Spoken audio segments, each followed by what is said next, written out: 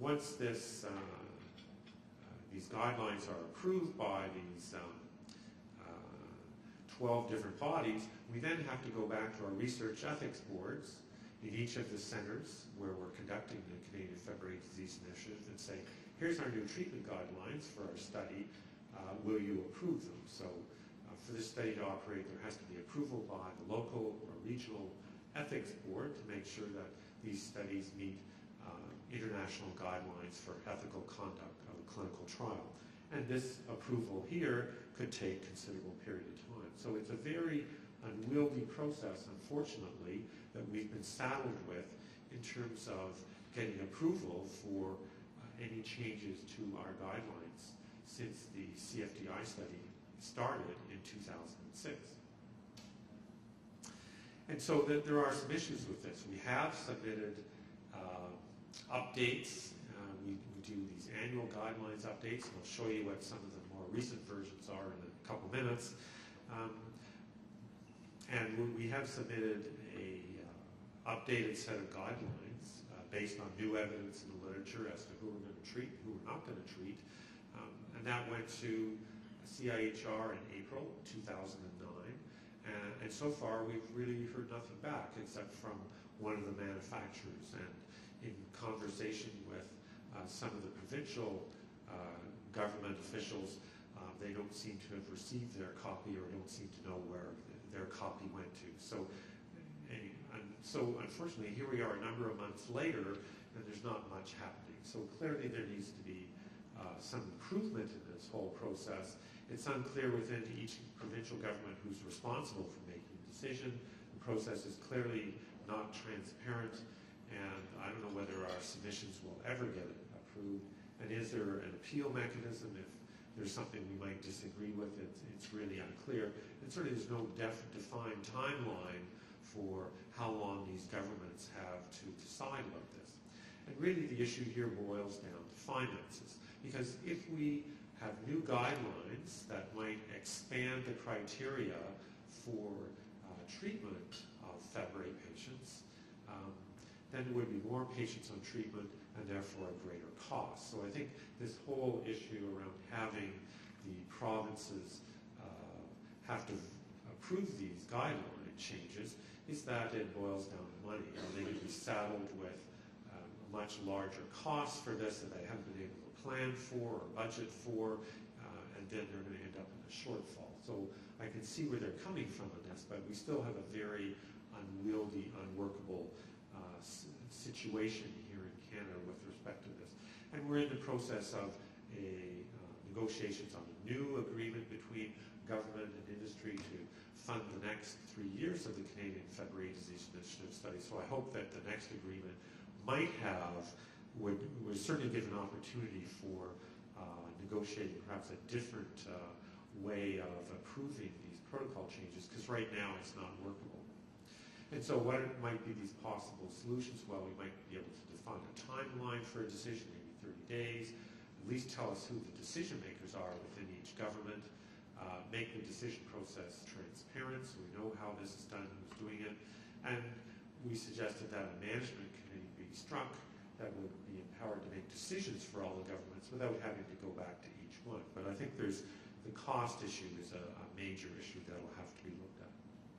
So I showed you our guidelines from 2005. Here's our guidelines suggested for 2008, where we've added things including proteinuria. We're now accepting only a 10% fall in GFR, like down to 90% of normal instead of 80.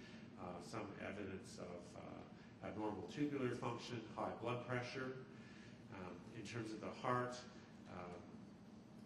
we've added some things in terms of valvular heart disease.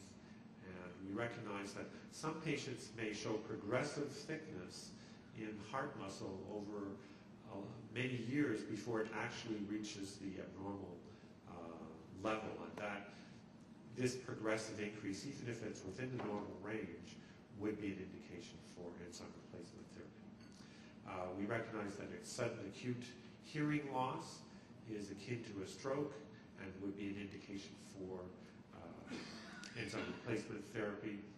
And we specify that for GI and pain, that there has to be documented 6-month trial of treatment with more conservative drugs before we would go to enzyme replacement therapy. And for children at poor growth and poor quality of life would also be an indication for enzyme replacement therapy. And again, there's many, many similarities here, as you'll see, between the treatment guidelines for the Netherlands and the UK. And for 2009, we didn't suggest too many changes. Thinning of the back wall of the heart and proteinuria down to 300 milligrams a day, and scarring of kidney biopsy as indications for enzyme replacement therapy, although kidney biopsy is not mandatory. But if it is done, and it does demonstrate scarring, then that would be an indication. So I'll just talk a little bit about the Canadian Fabry Disease Initiative for those who may not be familiar with it. The number one goal is to provide enzyme replacement therapy to patients in Canada. The government came to us as physicians in 2005. They said we want to be able to have a study to provide enzyme replacement therapy to our patients. And I'm not so sure we really want to do this study, but we did want to provide enzyme therapy to our patients, so we signed on for this. We don't get paid for this. All our time and efforts on this is basically in addition to our roles with medical schools and hospitals and things like that. So this is totally on the side.